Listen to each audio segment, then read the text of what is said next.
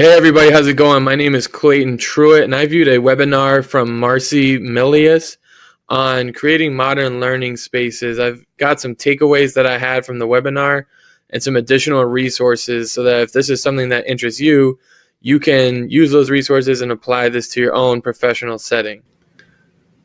So one of the first takeaways I had from the webinar was it's discussed that when we're teaching students in these regular classrooms where they're sitting in rows in the chair, we're telling them to be still all the time.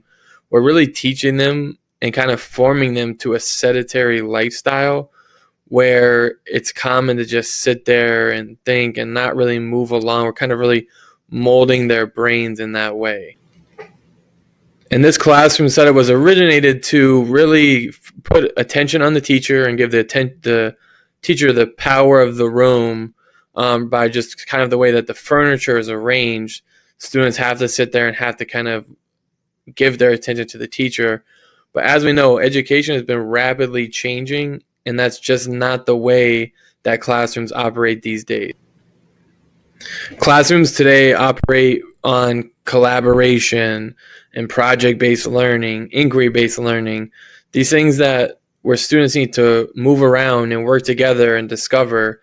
Even classrooms have changed even so much that the furniture manufacturer have noticed, and they've even started making more modern educational furniture.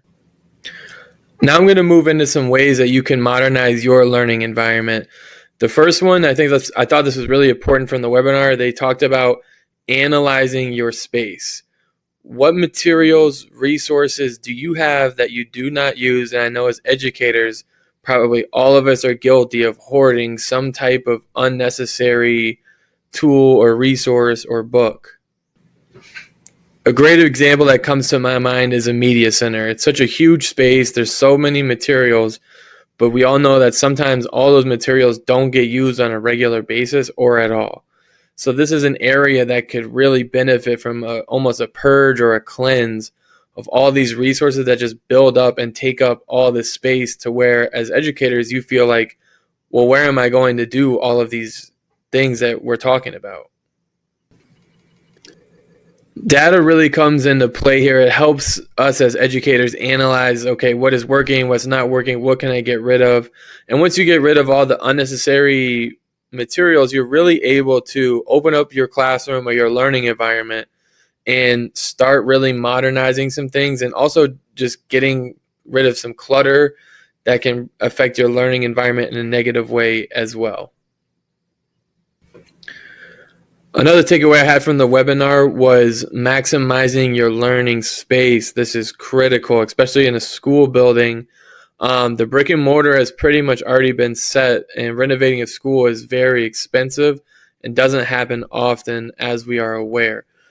What you have to do is, again, analyze your space and make sure that you're using and optimizing every square inch of that space. Space.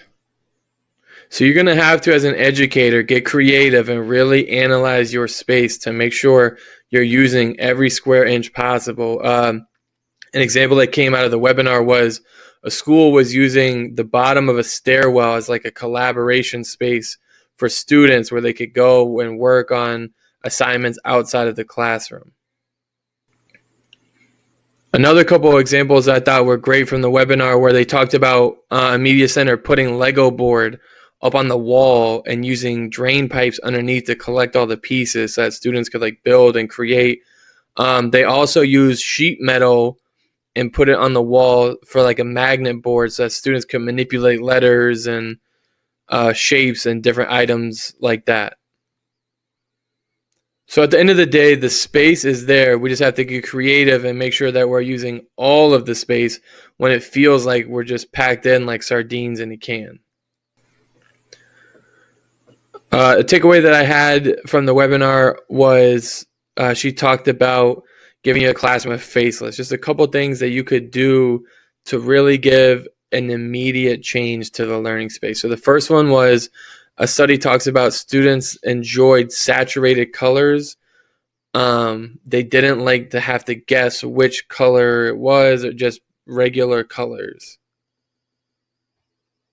The second tip that was given out was switching your lighting from those fluorescent bulbs to a more natural LED bulb that gives that daylight effect in a softer light rather than the harsh fluorescent bulbs. And also just to make sure that your learning space is functional, that students can move around without knocking into things, and they're able to take advantage of the entire learning environment without being constricted in any way.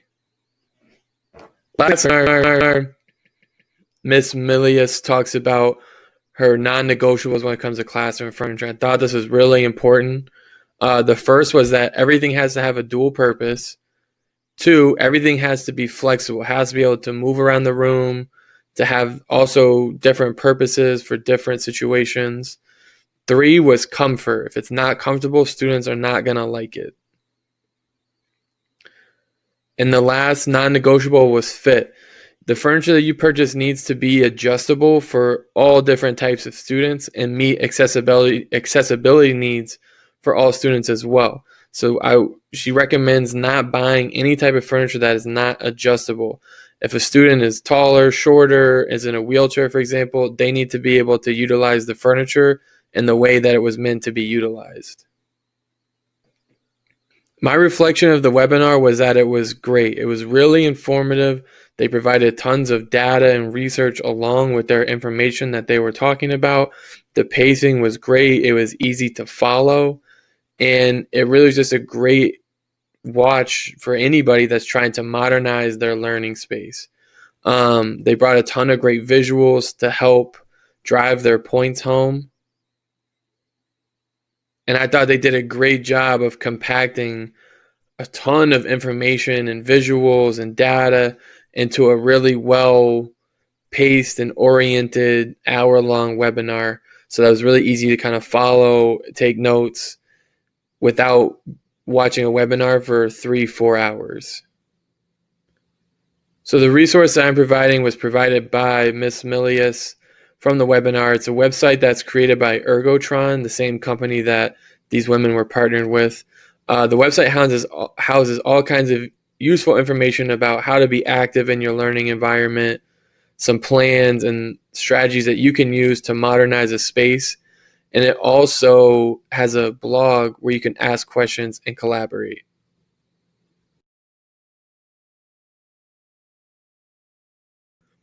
The first that I've got, guys, is an article from EdTech. It does a really great job outlining some tips that are useful to anyone that's modernizing a learning space.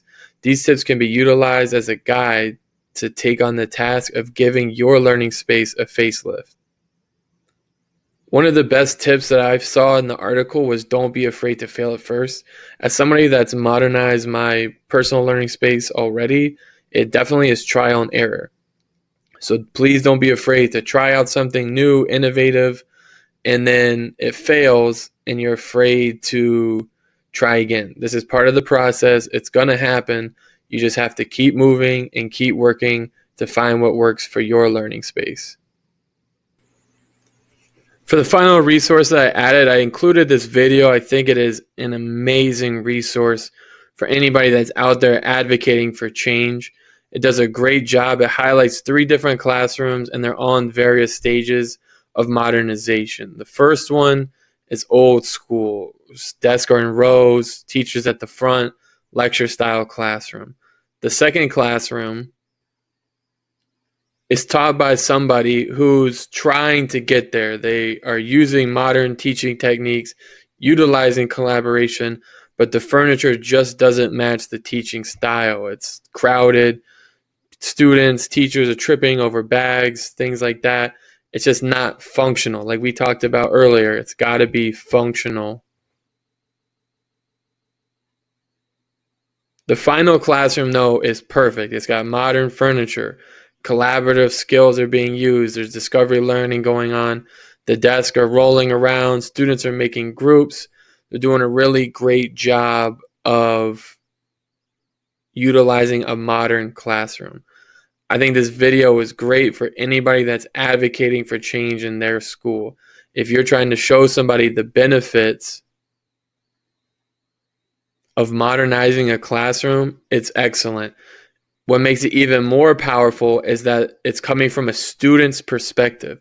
So a student is telling you the benefits that they personally feel when they're going into each of these learning environments, and then they're showing just how much more successful they feel in that modern learning setting.